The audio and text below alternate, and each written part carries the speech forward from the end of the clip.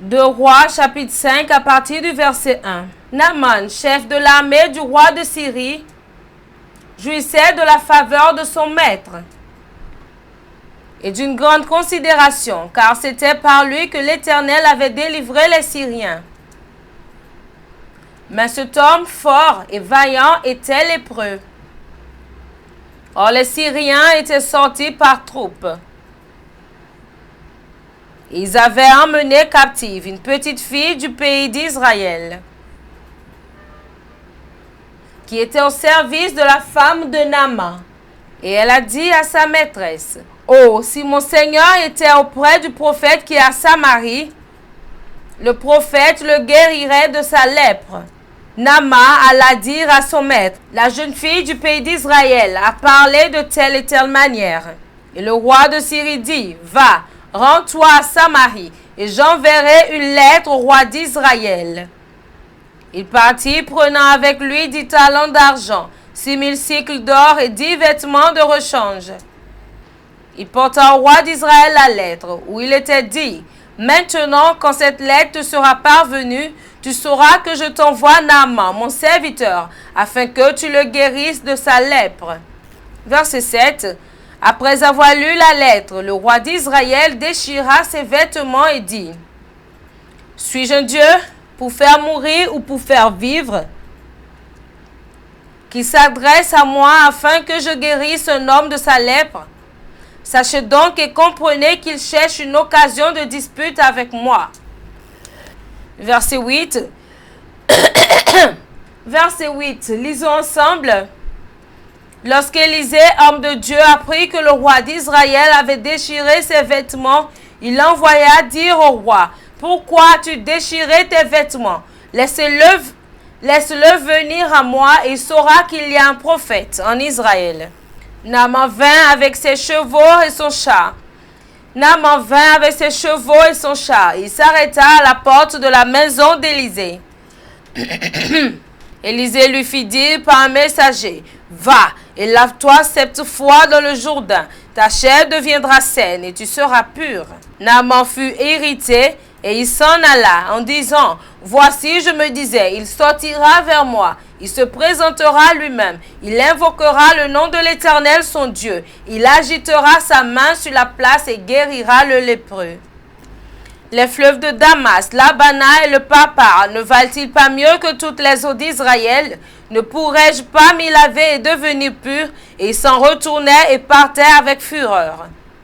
Et ses serviteurs s'approchèrent pour lui parler. Et ils dirent: « Mon père, si le prophète t'eût demandé quelque chose de difficile, ne l'aurais-tu pas fait? Combien plus dois-tu faire ce qu'il t'a dit? Lave-toi et tu seras pur. » Il descendit alors et se plongea 7 fois dans le Jourdain, selon la parole de l'homme de Dieu, et sa chair redevint comme la chair d'un jeune enfant, et il fut pur. Que le Seigneur bénisse la lecture de sa parole. Asseyez-vous sur la tête de vos ennemis pendant que vous poussez un cri de victoire. Le culte d'aujourd'hui est ce que j'ai titré « Question d'urgence ». Question d'urgence.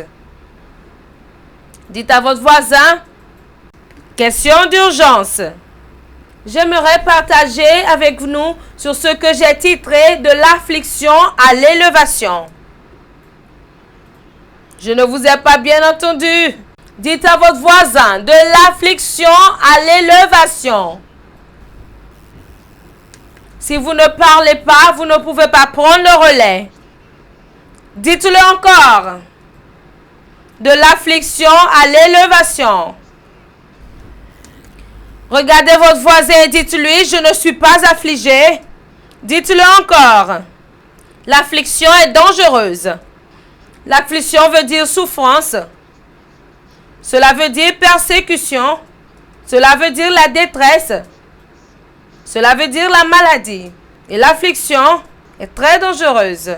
Alors, avant d'aller dans le vif de mon enseignement, je voudrais que vous sachiez qu'à chaque fois que vous écoutez la parole de Dieu, vous devez avoir la foi que la parole de Dieu peut vous changer. Lorsque vous êtes venu ce matin, vous vous êtes directement dirigé vers votre siège. Et vous êtes assis et vous êtes confiant que cette chaise ne vous fera pas tomber. Si vous avez confiance en votre siège, c'est comme cela que vous devez avoir confiance en la parole. Si vous avez tellement confiance en ce siège sur lequel vous êtes assis, c'est de cette même manière que vous devez croire en Dieu qui peut faire toutes choses. Puis-je dire ceci? À chaque fois que Dieu érige un délivreur ou un libérateur, le diable est prêt à tuer n'importe qui à cause du libérateur. Saviez-vous ce pourquoi votre famille est attaquée? Ce n'est rien d'autre qu'à cause de vous. Saviez-vous la raison pour laquelle votre famille est attaquée? Ce pourquoi tout ce qui est autour de vous est en feu, c'est à cause de vous. Lorsque Dieu a élevé Jésus en tant que libérateur, toutes les personnes autour de lui ont commencé par mourir parce que l'ennemi voulait l'avoir. À partir de 2 ans, beaucoup de personnes sont mortes. Puis-je dire ceci? Puis-je dire ceci? Ils vont combattre, mais ils ne peuvent pas vous toucher. Vous n'êtes pas un enfant qui est né pour mourir à Bethléem. Vous êtes un enfant que Dieu a élevé pour sauver votre famille. Et il y a une onction d'urgence pour faire de vous quelqu'un qui brisera les chaînes. Je pensais que quelqu'un criera fort cet amen. Lorsque Moïse est venu au monde, la Bible a dit qu'il y avait une tuerie de tous les enfants hébreux. Est-ce que je parle à quelqu'un ici? Est-ce que je parle à quelqu'un ici? Je prophétise. Je prophétise. Je prophétise. Toute personne autour de votre vie qui a déjà émis un décret à cause de vous, ils mangeront le chair et mourront de votre mort. Il y a des fois où il y a des choses autour de votre vie et le diable élèvera des gens pour vous mettre dans un endroit où vous n'êtes pas supposé être. Moïse était un prophète majeur. Moïse était un homme de gloire. Moïse était un homme de puissance. Lorsque Moïse est venu au monde, la Bible dit qu'il y avait une tuerie de tous les enfants hébreux. Est-ce que je parle à quelqu'un ici? Est-ce que je parle à quelqu'un ici? Je prophétise. Je reviendrai à mon thème. Je prophétise. Toute personne autour de votre vie qui a émis un décret à cause de vous, ils mangeront le chair et mourront de votre mort. Asseyez-vous et que je parle un peu. La Bible dit que la mère de Moïse l'a mis dans un panier. Dans un panier. Puis-je dire ceci? Je ne sais pas celui qui vous a mis dans un panier. Je ne sais pas ce panier maléfique dans lequel on vous a mis. Vous ne m'avez pas bien entendu. Il y a des fois où il y a des choses autour de votre vie. Et le diable élève des gens pour vous mettre à un endroit où vous n'êtes pas supposé être. Moïse était un majeur prophète. Moïse était un homme de gloire. Moïse était un homme de puissance. Mais j'ai réalisé que ce gars Moïse a été mis dans un panier. Puis-je dire ceci? Il y a certains d'entre vous ici, vous êtes président, gouverneur, sénateur, un apôtre financier de la fin des temps. Mais quelqu'un vous a mis dans un panier. Puis-je prophétiser? Vous sortez de ce panier. Mes frères et sœurs, un panier ne peut pas contenir de l'eau. Un panier ne peut rien soutenir. Je ne sais pas où on vous a mis. Un panier ne peut rien maintenir. Je ne sais pas là où on vous a mis. Je ne sais pas où ils vous ont positionné. Tout panier maléfique. N'importe où ils ont mis votre panier. Je ne connais pas les puissances familiales de la maison de votre père, de la maison de votre mère, qui vous ont mis dans des paniers. Aujourd'hui, vous sortez de ce panier. Asseyez-vous. Les parents de Moïse n'avaient pas d'option. Quand je dis pas d'option, c'est qu'ils ne savent pas où mettre l'enfant Alors le dernier recours, c'était de mettre l'enfant dans un panier. Mes frères et sœurs, peut-être que vous voyez un panier physique. Mais je ne parle pas de ce genre de panier. Je parle d'une position dans votre vie où vos parents, votre père, votre mère ont abandonné. Et ils ont dit, voici aussi loin que nous pouvons t'amener. Tout panier de destinée dans lequel ils vous ont retenu. Peut-être dans une seule chambre à coucher. Peut-être que vous êtes un secondaire. Peut-être que vous êtes juste un propriétaire d'un centre scolaire. Ou bien un abandonné. Peut-être que c'est votre condition. Aujourd'hui, je prophétise. Je prophétise. Votre bienfaiteur de destinée est sur le point de vous voir. Maintenant, regardez. Avant que je n'entre dans le vif de mon enseignement. La Bible dit, écoutez, qu'elle l'a positionné sur la rivière. Elle l'a positionné. Il flottait sur l'eau. Non, il ne flottait pas. Il était calé, il était à une seule place. Ce que la maman de Moïse a fait, c'est qu'elle a positionné Moïse de manière stratégique, là où la fille de Pharaon. Le problème, ce pourquoi vous n'êtes pas béni, c'est que vous êtes un panier qui flotte. Vous flottez d'un prophète à un autre. Vous ne restez pas sous une seule église. Vous devez comprendre que Dieu ne bénira jamais un arbre, à moins que cet arbre ne soit planté. Psaume chapitre 1, verset 1. Heureux l'homme qui ne marche pas selon le conseil des méchants, qui ne s'arrête pas sur la voie des pécheurs et qui ne s'assied pas en compagnie des moqueurs, mais qui trouve son plaisir dans la loi de l'Éternel et qui la médite jour et nuit. Ensuite, il est comme un arbre planté. Si vous n'êtes pas planté, vous ne pouvez pas être arrosé. Et si vous n'êtes pas arrosé, vous ne pouvez pas être fécond. Si vous n'êtes pas planté, vous ne pouvez pas être arrosé.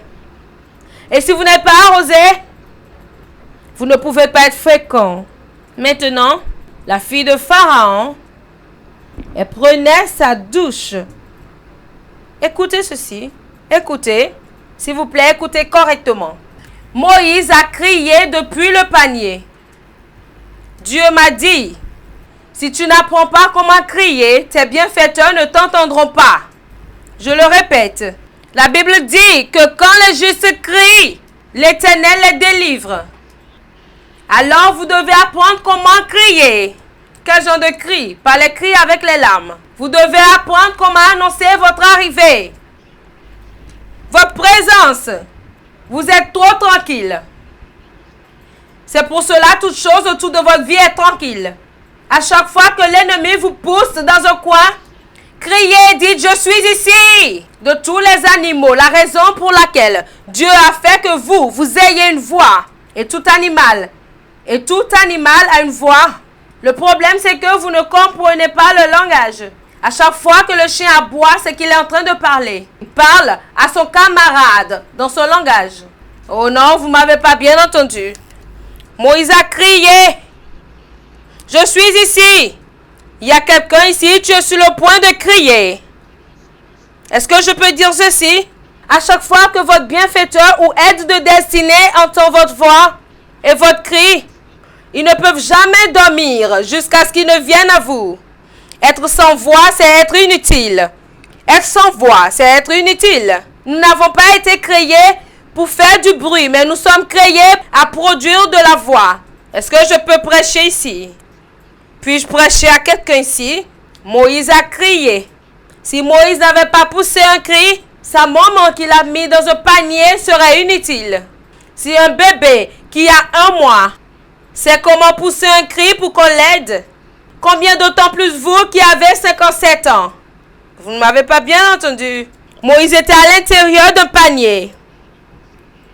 Et il poussait des cris. Non, non, non, non. Je ne suis pas fait pour être dans un panier. Je suis fait pour en sortir. Mon bienfaiteur, mon aide. Où est-ce que tu es? Puis-je dire ceci? Puis-je vous dire ceci? Continuez à pousser votre cri jusqu'à ce que votre aide entende votre voix. J'étais en train d'étouffer, mais pas d'aide. C'est parce que votre bienfaiteur ou votre aide n'a pas entendu. Parce que n'importe où, lorsque votre aide entend votre voix, il viendra. Invoque-moi le jour de la détresse et je te répondrai. Et le nom du Dieu de Jacob te défendra.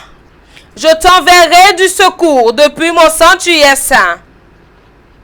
Puis-je prophétiser? Quelqu'un ici? Ta requête de prière est sur le point d'être exaucée. Satan, tu as peut-être pris ma jambe, mais tu ne peux pas me faire taire. Est-ce que je parle à quelqu'un ici? Que tous ceux qui respirent louent l'Éternel. Je peux peut-être être dans le panier, mais ma bouche ne sera pas fermée. Je peux être dans un panier, mais ma bouche ne sera jamais fermée. Puis-je dire ceci? Les sourds-muets peuvent encore faire du bruit. Même le rat peut encore faire du bruit. Même l'oiseau peut encore faire du bruit. Puis-je dire ceci? Assurez-vous que votre bouche n'est pas fermée. Soyez sûr de pousser des cris. Et la Bible dit que la fille de Pharaon a entendu le cri du bébé. Puis-je prophétiser? Écoutez ceci, mes frères. Dieu peut utiliser toute personne pour vous aider. Je répète, toute personne, n'importe qui, toute personne, n'importe qui. Puis-je dire ceci? À chaque fois que Dieu veut vous protéger et ne voudrait pas que vous mouriez, il créera votre endroit secret de cachette dans le camp de votre ennemi. Vous ne m'avez pas bien entendu. Est-ce que quelqu'un me comprend? Les gens qui vous recherchent pour vous tuer, ce sont ces mêmes personnes qui vous défendent et vous protègent. Puis-je prophétiser?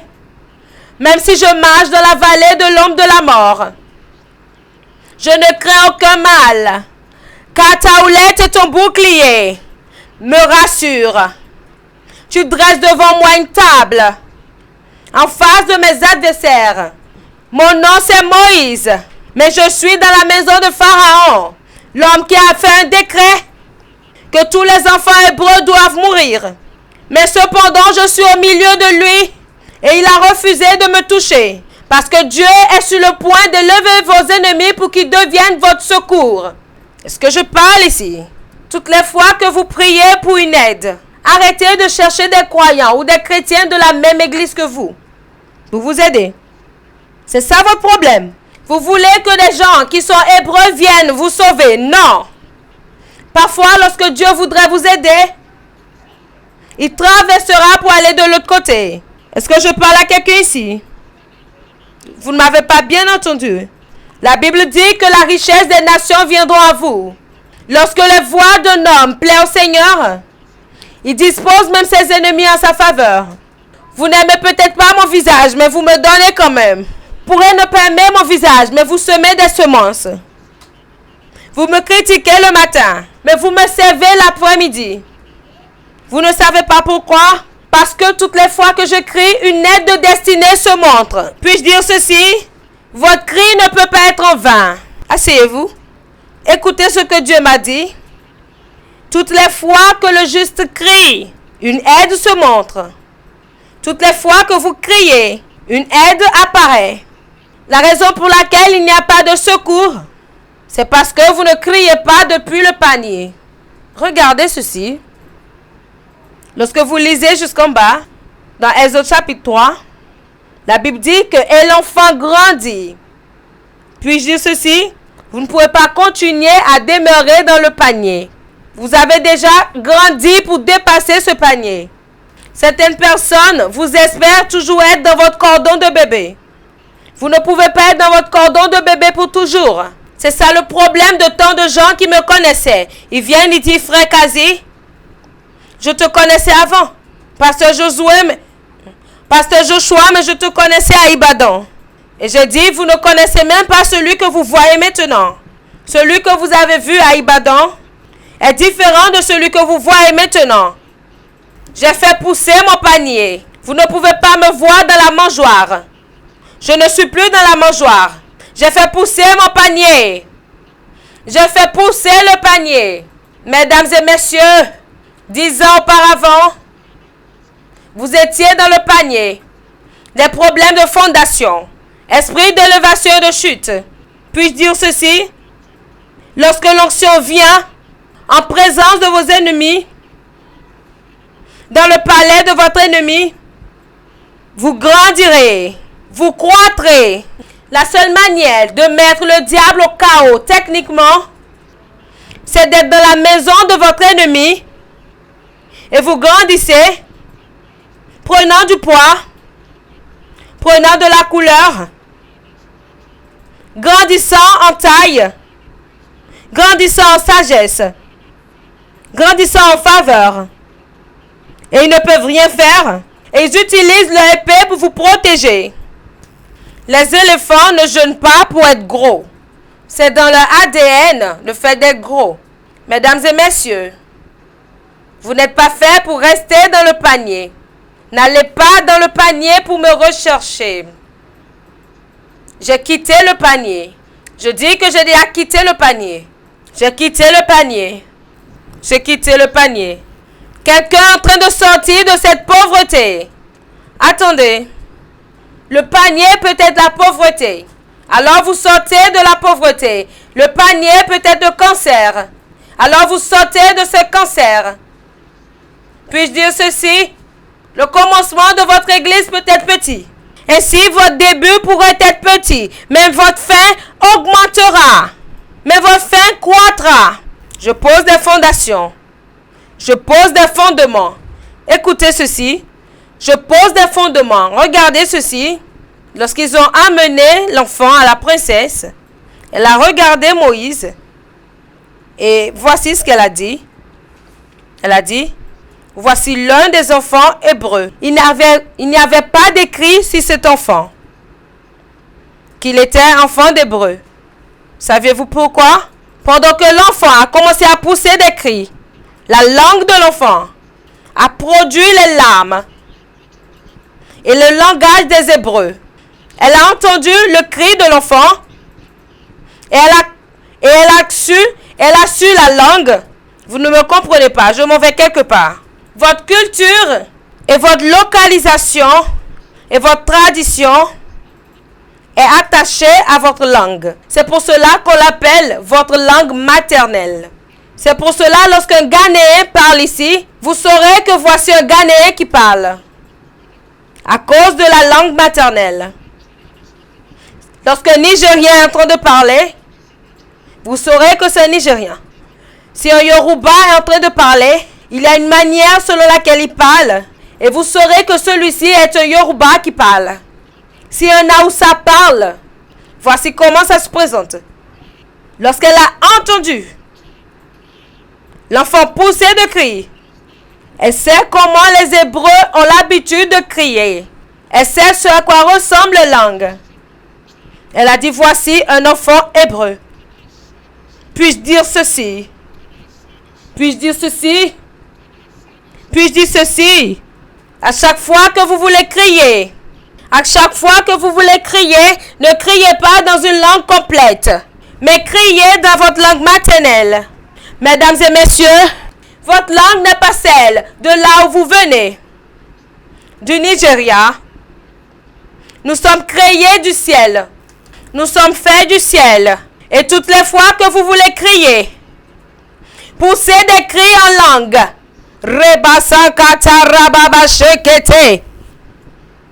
Est-ce que je parle à quelqu'un ici? Mesdames et messieurs, vos aides ne viendront pas à moins que vous commencez à pousser des cris en langue. Vous ne m'avez pas entendu lorsque vous voulez pousser des cris. Criez en langue. Je prophétise. N'importe où vos aides sont, ils viennent à vous. N'importe où vos aides sont, ils viennent pour vous. Asseyez-vous. Asseyez-vous. J'ai commencé à étudier la raison pour laquelle on disait que Moïse était un bègue. N'est-ce pas parce que c'est un bégaiement de rebond? Ça, c'est mon analyse. C'est parce que Moïse a commencé à apprendre le langage des Égyptiens. Et à chaque fois que vous commencez à parler une langue qui n'est pas la vôtre, vous ne serez pas courant dans la langue. Cependant, vous connaissez comment parler cette langue. Bien que vous sachiez la parler, mais vous ne pouvez pas être courant. Parce que c'était un garçon hébreu. Par la langue. Mais par le parler, il parlait la langue des Égyptiens. Alors il n'était pas courant en parlant la langue. Alors parfois lorsqu'il se présente, il bégaye. D'accord, notre écriture maintenant. Ça c'était une forme d'affliction. C'était une affliction. Mais est-ce que Moïse a été relevé de ses afflictions? Dans 2 Rois chapitre 5, à partir du verset 1, il est écrit: Maintenant, Naaman, chef de l'armée du roi de Syrie, jouissait de la faveur de son maître et d'une grande considération, car c'était par lui que l'Éternel avait délivré les Syriens. Mais cet homme fort et vaillant était lépreux, qui est Naaman. La signification de Naaman, c'est la beauté, le charme, la beauté, le charme, ce qui est beau, le charme. Naaman était un général d'armée. Lorsque vous voyez ces mots capitaine dans ces jours, cela veut dire un général d'armée. Mais pas seulement un général, il était le bras droit du roi de la Syrie. Qui est Naaman, un homme valeureux. Qui est Naaman, un homme fort.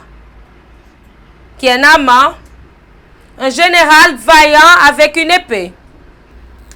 En fait, par le récit théologique, ils ont dit que Naaman a combattu violemment contre les Israélites pendant ces jours-là.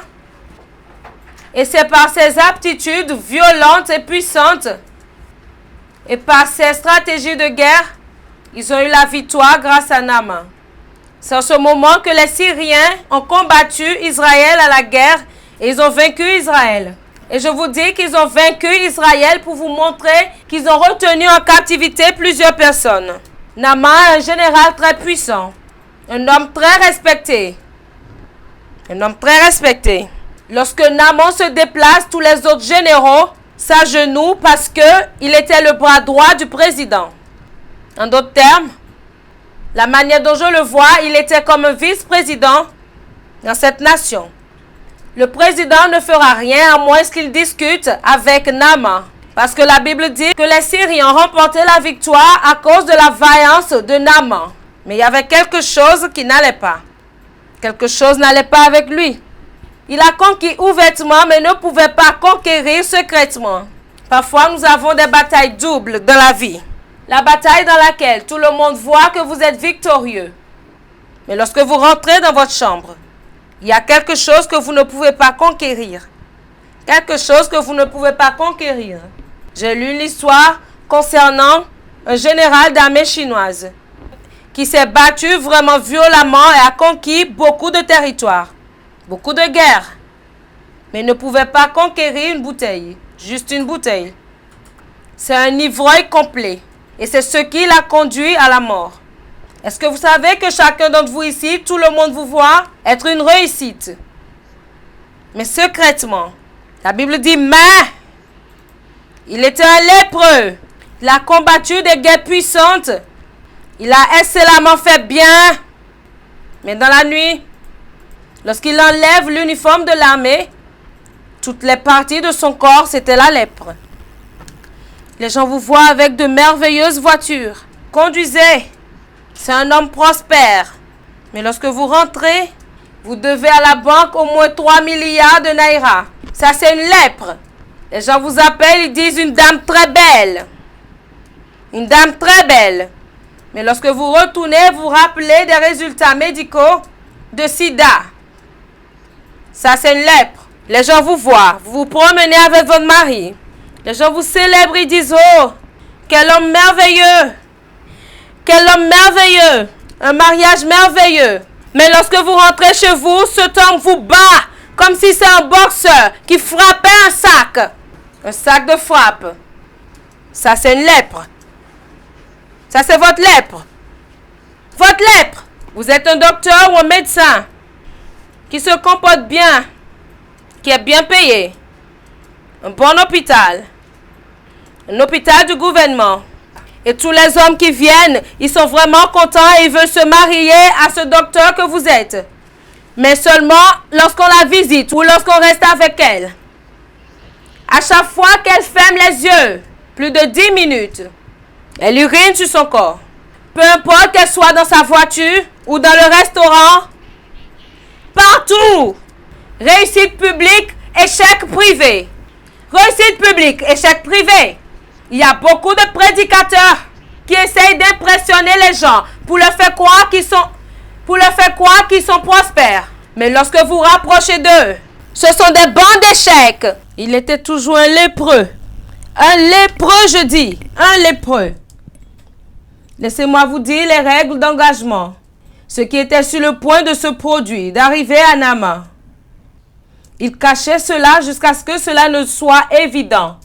Cette chose que tu es en train de cacher, peu importe comment tu caches cela, un jour les gens le verront.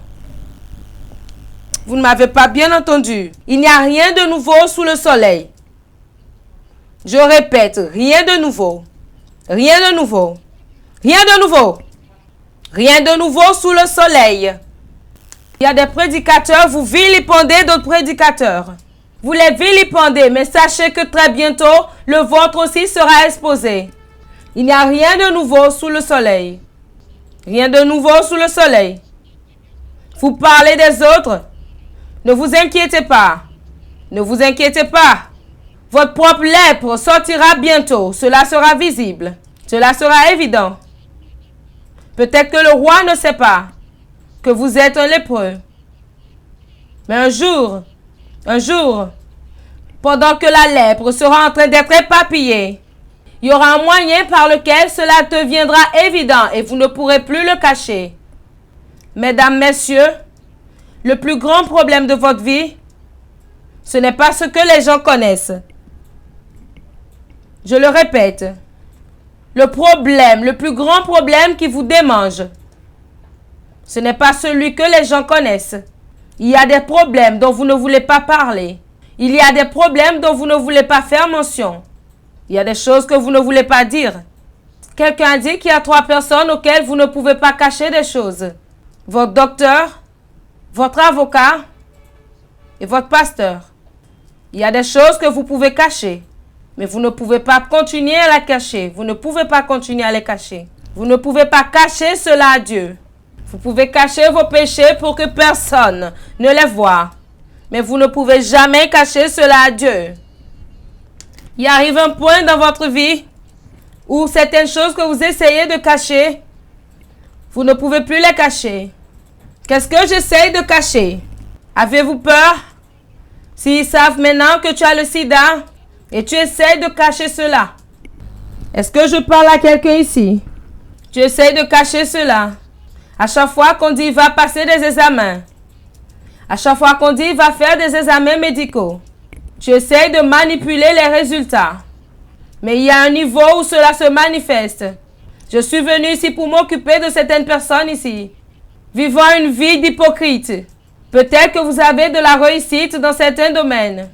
La Bible dit que Naaman était un homme sous autorité, un homme vraiment valeureux, un homme vaillant. Mais je suis venu traiter avec des Naaman ici.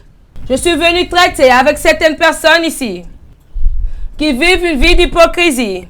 Cependant, vous avez quelques réussites dans quelques domaines. Je suis venu m'occuper de votre main. La Bible dit que Naaman était un homme d'autorité, un homme fort et vaillant. Mais, où est ce main? J'ai acheté une maison. J'ai bâti une maison. Je me suis mariée. Mais, je n'ai pas un enfant. Je suis belle. Je suis un diplômé. J'ai terminé, j'ai mon master. J'ai un bon travail. Mais, je n'ai pas un mari. Oh, je suis meilleure. Je voyage partout à l'étranger. Je suis revenue. Mais, il a le cancer. Je suis venu ici pour parler de votre main. Je suis un enfant de Dieu. J'ai donné ma vie à Christ. Je sers bien Dieu. Je suis engagé dans les activités de l'Église.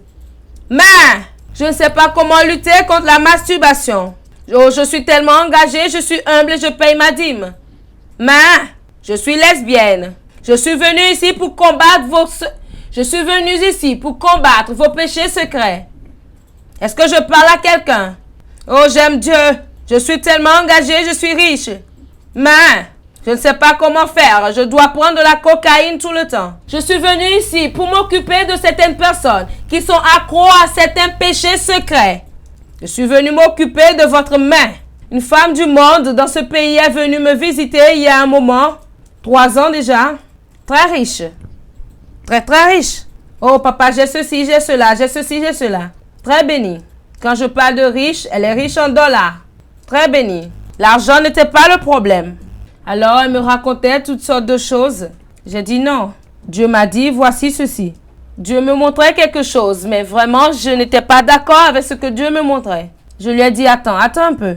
Je suis entrée dans ma chambre de prière et j'ai prié encore. Je suis revenue à elle et Dieu m'a toujours montré la même chose. Et je lui ai dit, tout ce que tu me racontes depuis, ce n'est pas ce pourquoi tu es là. La raison pour laquelle tu es ici, tu ne m'as pas dit. Elle a dit, non, papa. Je t'ai tout dit. Et j'ai dit non. J'ai dit non, tu t'injectes avec un certain liquide. Et cela te contrôle. Et depuis 50 ans, tu vis ta vie te basant sur ce liquide. Elle m'a regardé. Elle a regardé autour. Elle a dit, maintenant je sais que tu peux voir. Parce que ce dont je parle, même mon mari n'en sait rien. Et j'ai dit, mais c'est quoi le profit? Elle a dit que parfois elle achète ces choses à 40 000 $. Et à chaque fois qu'elle ne prend pas cette injection, elle est très influentielle. Elle a vraiment de l'influence. À chaque fois qu'elle ne prend pas cela par jour, elle n'est pas elle-même. Alors elle sait comment s'injecter cela. Elle fait comme cela et elle dort. Et je l'ai regardée. Et j'ai souri. Et Dieu m'a dit, c'est sa lèpre. Et Dieu m'a dit, voilà sa lèpre. Très riche. Béni. Mais voici sa lèpre. Il y a certaines femmes très belles. Aucun homme n'est attiré par elles. Parce qu'elles sont des animaux. J'en ai rencontré une. Très belle. Elle a dit qu'elle n'a aucun sentiment envers aucun être humain. Du tout. À chaque fois qu'elle voit un chien, elle est attirée par ce chien. Je vous dis des histoires vraies. Et j'ai regardé son visage. Et j'ai dit vraiment? Elle a dit oui. Elle dit qu'elle a déjà 4 sortes de chiens. Elle est bénie, elle est riche, elle vit à l'étranger. Mais elle couche avec les chiens. Quel genre de lèpre êtes-vous en train de cacher? Quel genre? Quel genre? Certains d'entre vous bien habillés.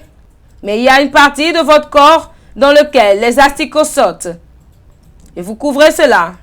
Qu'est-ce que vous êtes en train de cacher que personne ne peut voir? C'est ça le problème. Toutes les fois que vous apparaissez devant un homme de Dieu, prie pour ma famille.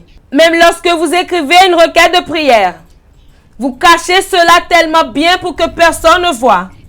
À chaque fois que c'est le moment de la prière, vous pouvez crier, prier concernant les choses. Mais lorsqu'il s'agit de ce problème, vous priez dans votre cœur. Votre lèpre. Et maintenant, qu'est-ce qu'on fait aux gens qui ont la lèpre? Numéro 1, on les isole. On les sépare des autres. Cela veut dire, 5 choses peuvent arriver à Naaman. Numéro 1, il perdra son emploi. Numéro 2, il perdra sa position. Numéro 3, il sera isolé. 4, il ne sera pas capable de prendre soin de sa famille. 5, il finira par mourir. Alors, ces 5 choses étaient déjà en train de résonner dans le cœur de ce général. Un jour, lorsque Naaman était toujours dans sa chambre, essayant de se changer, lorsqu'il a enlevé sa chaussure et sa chemise, la domestique était en train de nettoyer la chambre. Et soudainement, elle a vu que son patron était un lépreux. Elle dit, tous ces gants que mon patron est en train de porter, c'est qu'il cache sa lèpre. Et pourquoi Naaman s'est déshabillé peut-être devant elle? Parce qu'elle était insignifiante. À qui est-ce qu'elle dira cela? Elle est seulement une domestique. Elle n'a pas de nom en Syrie. Elle vit sous mon toit. Elle est nourrie par moi. Je prends contrôle d'elle. Alors tout ce qu'elle voit maintenant, je m'en fous de cela. Je suis tellement conscient de mon choix politique. Et je suis tellement conscient de mes concurrents. Mais les gens qui vivent autour de moi, je sais que je les nourris. Alors je n'ai pas peur. Alors, elle a épié et elle a su que quelque chose n'allait pas avec son patron. Les théologiens vous diront que La raison pour laquelle Naaman est devenu lépreux, c'est parce que il a pris cette Israélite, la domestique, et a fait d'elle une esclave dans sa maison. C'est pour cela que Dieu l'a frappée d'une lèpre. La fille était une Israélite. Puis-je dire ceci? Chaque fois que vous prenez quelque chose qui appartient à Dieu, vous essayez de froisser cela, Dieu vous affligera. Puis-je dire à quelqu'un ici? J'ai entendu certains d'entre vous qui me regardaient ici et qui m'écoutaient. Dans la maison, au moins 15 000 de vous, toute personne. Dieu m'a demandé de vous dire qu'il y a des personnes ici. Dieu a dit de vous dire qu'il y a des gens ici qu'il est sur le point d'affliger à cause de moi. Dieu m'a demandé de vous dire qu'il y a des personnes ici que je suis sur le point d'affliger de votre part. Je vais renverser vos ennemis jusqu'à ce qu'ils ne reconnaissent que Dieu est le Tout-Puissant. Alors le bibliste a dit que la raison pour laquelle Dieu a permis que Naaman soit affligé, c'était à cause d'elle. Parce qu'il a capturé une Israélite. Il en a fait une esclave. Certains d'entre vous ici, vous êtes sous captivité. Je ne sais pas, mais il y a des combats d'esclaves entre les mains de Naaman. Je ne sais pas comment ils vous ont amené là où vous êtes.